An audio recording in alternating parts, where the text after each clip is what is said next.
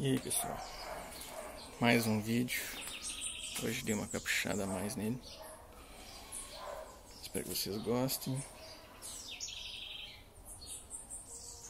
Passei um pouquinho de cera líquida nele.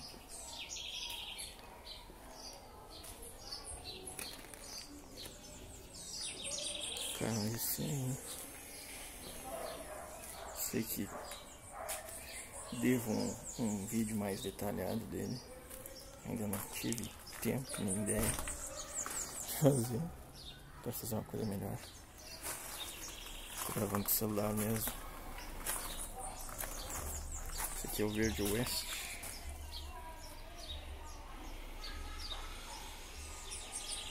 Vocês podem ver que tem alguns detalhes, né? A famosa cromadinha que tem aqui, o detalhe. Dos dois lados não tem. Não sei se caiu com outro do ano roubado. Apesar que eu já tenho bastante tempo esse carro e nunca providenciei também. Um pouco de relaxamento da minha parte. Essa versão, como eu já mostrei para vocês, tem teto solar.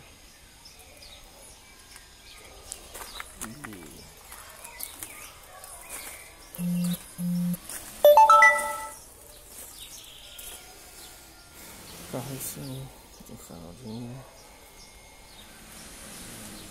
Os pneus ainda estão meio erguidos. Já comentei, eu acho que a medida é um 95, né? Hardins, original. Muita gente coloca roda de liga leve, mais moderna, digamos, né? Eu gosto dessas tradicionais, acho bem bonito, casaram bem com esse carro. Também não alterei nada de suspensão, ele está na altura correta.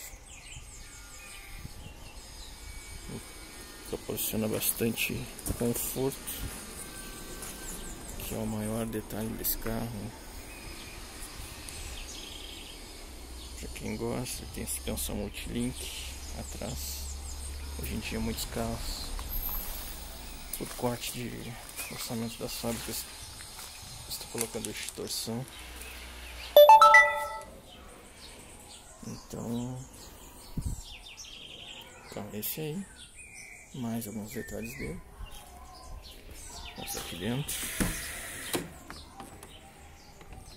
Solta forte. Eu costumo colocar um papelzinho. Tem gente que não gosta. Diferentemente da versão GLS, GL, né? Esse velocímetro que marca 260. Tem o carro bem limpinho. Um trato bem interessante nele. Então tá.